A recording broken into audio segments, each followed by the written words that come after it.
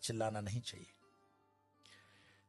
हो सकता है कि पाकिस्तान से ये बात आती हो कि भारत को जो है कन्वर्ट कर लेंगे गजवाए हिंद, पर गजवाए हिंद करने की जरूरत ही नहीं पड़ेगी। कुछ सालों के अंदर वैसे ही उनकी पॉपुलेशन बढ़ जाएगी। आज इंग्लैंड और लंदन की स्थितियां देखते हो, शरीयत का कानून लंदन में लग रहा है, ऑस्ट्रेलिया में स्थितियां खराब हो गई है, जर्मनी में खराब हो गई। ये बहुत अच्छी स्ट्रेटेजी है इस्लाम की कि वो अपने एक्सेस पॉपुलेशन को दूसरे देशों में डेमोक्रेसी की आड़ में भेज देता है, बाद में वहां पे शरीयत का कानून लगवा देता है, लेकिन अरब कंट्री के अंदर कोई भी रेफ्यूजी नहीं रखा जाता है।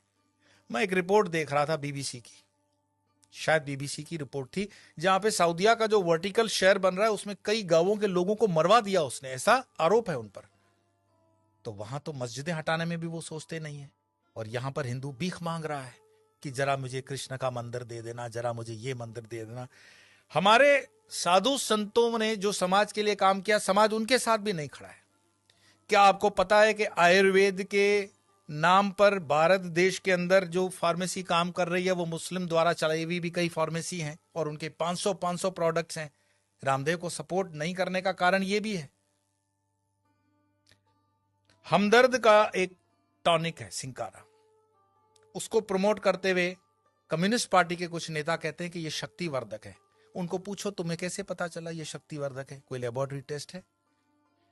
एलोपैथी के कंपैरिजन में जो रामदेव बाबा को कहा गया था कोरोना के कंपैरिजन में, वो चीजें सब पर लागू होनी चाहिए। क्या आपको पता है सोनू निगम जैसा कलाकार जो पिछले कई सालों से फिल्म इंडस्ट्री के अंदर बेहतरीन आवाज दे रहा है, उसने जब खुले से कहा कि इस अजान के कारण मुझे तकलीफ होती है, इंडस्ट्री में उसको काम मिलना कम हो गया, क्योंकि बॉलीवुड की इंडस्ट्री आज भी इस्लामिक फंडामेंटलिस्टों द्वारा डोमिनेट है।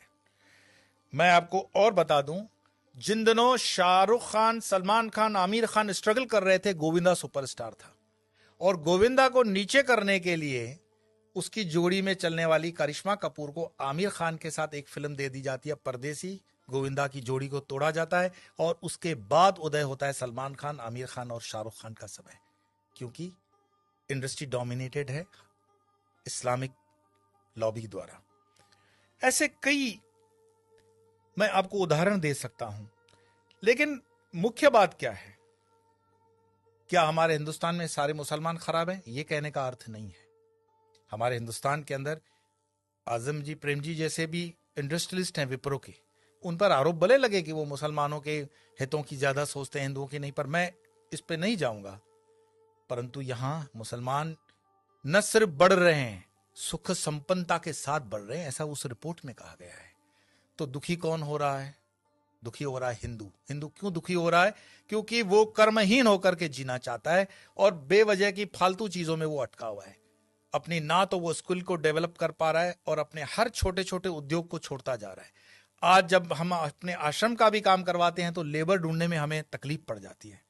देश के अंदर कोई बेरोजगारी प्राइवेट सेक्टर में नहीं है, लेकिन कोई रबिश होते हैं जर्नलिस्ट जो अपना खीसा गर्म करने के लिए, जनता को गुमराह करने के लिए अलग अलग रिपोर्ट्स देते हैं।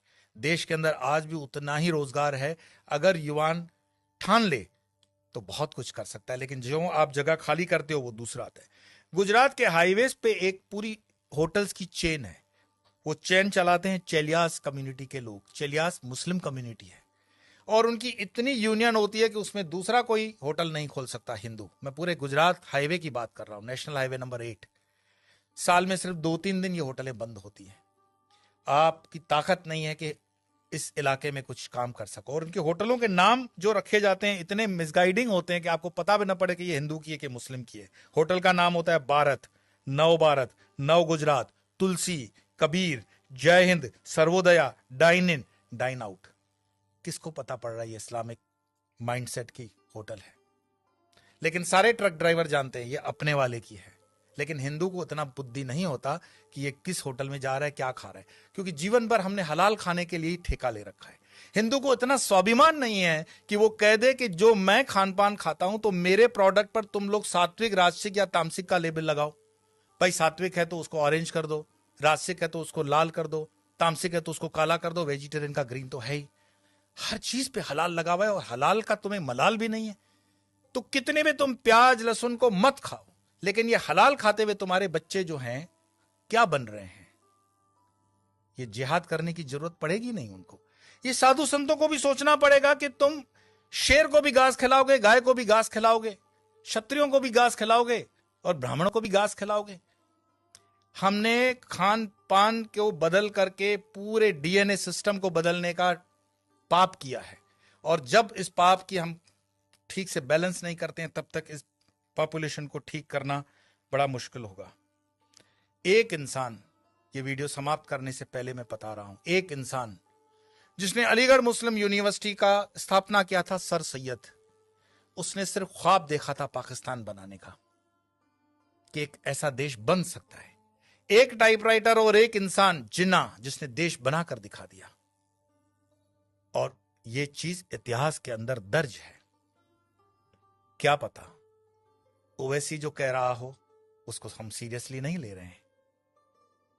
अगर शाहबानू केस कोर्ट का इधर उधर हो सकता है तो राम मंदिर का केस भी राहुल गांधी तो बोले थे कि हम कर देंगे, ऐसा उन पर आरोप है, प्रमोद जी ने लगाया था। हिंदुओं को जागना पड़ेगा। कोई शंकराचार्य फिर से आए ना आए इसकी कोई गारंटी नहीं है। शंकराचार्य जी की जयंती जन मनाने से सिर्फ इतना ही मैसेज मिलता है, उत्तिष्ठ जागृत प्राप्य वरानी बत, उठो जागो, अपनी जवाबदारी लो। कब तक दूसरों के कंधों पे रहोगे कि ये तुम्हारी जवाबदारी लेगा। और धर्म का काम चेतना जगाना है। बाकी ये मेरा वीडियो मरे हुए लोगों के लिए तो है नहीं, चैतन्य लोगों के लिए। और चैतन्य जो सुन रहे हैं उनको लगता है कि आगे 2-4 चैतन्य है तो फॉरवर्ड कर देना। और मरे हुए लोगों को वीडियो देखने के लिए मैं कोई आग्रह करता ही नहीं हूं।